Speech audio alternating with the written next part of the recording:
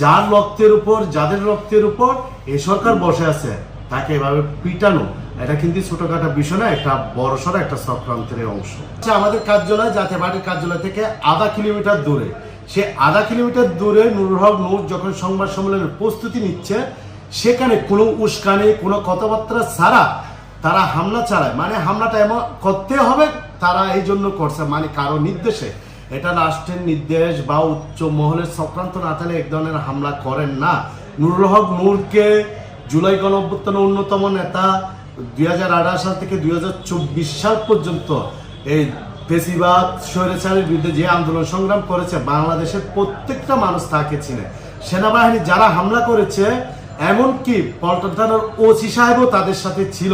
OC সাহেবও তো নুরুল হক নূরকে চিনে, অন্তত তাদেরকে হামলা থেকে বিরত রাখতে পারত। তা না করে কিভাবে বেধড়ক মারছে, কিভাবে পিটিয়েছে, আমরা যেটা স্পষ্ট এবং বুঝেছি। এবং রাষ্ট্রের স্বরাষ্ট্র উপদেষ্টা এখন পর্যন্ত নিশ্চুপ, সে একটা বিবৃতি পর্যন্ত দেয়নি, সরকার থেকে কোনো বিবৃতি দেয়নি। হয়তো গতকালকে একটা তদন্ত কমিটি করার ঘোষণা দিয়েছে, একটা বিবৃতি পর্যন্ত দেয়নি যে তাকে কি কারণে হামলা করেছে, কেন হামলা করেছে।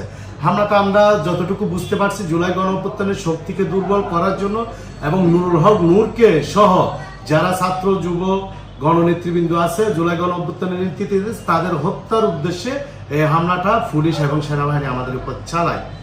এবং আমি শুধু সেটা না, কার্যালয়ের নিচে হামলার পরে আমাদের কার্যালয় ভাঙচুর করে, আমাদের কার্যালয়ের ভিতরে, এটা সামনে পাশে হচ্ছে বিপির রুম, সেখানে সে বসে, তার পাশে একটা ওয়াশরুম আছে, ওয়াশরুমের ভিতর 5 জন অবস্থান নিচ্ছে, তাদেরকেও সেনাবাহিনী বেধড়ক পিটায়, 3 তলা থেকে 4 তলা পর্যন্ত দূরে দূরে পিটায়।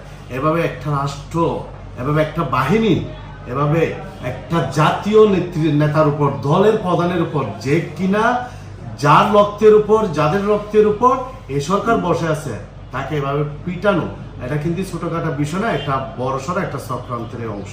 30 আগস্ট আমরা বলেছি আমাদের মিছিলে জাতীয় পার্টির অফিস থেকে জয় বাংলা স্লোগান দিয়ে এই পাটকেল নিক্ষেপ করে।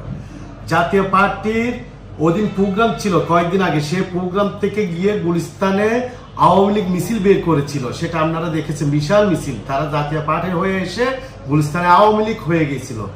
এখন শুধু জাতীয় পার্টির নামটাই আছে, আর লোকবল, কার্যক্রম, মানসম সবে হচ্ছে আওয়ামী লীগকে জাতীয় পার্টি হয়ে আওয়ামী লীগ দেশে প্রবেশ করেছে, ইতিমধ্যে করে ফেলছে।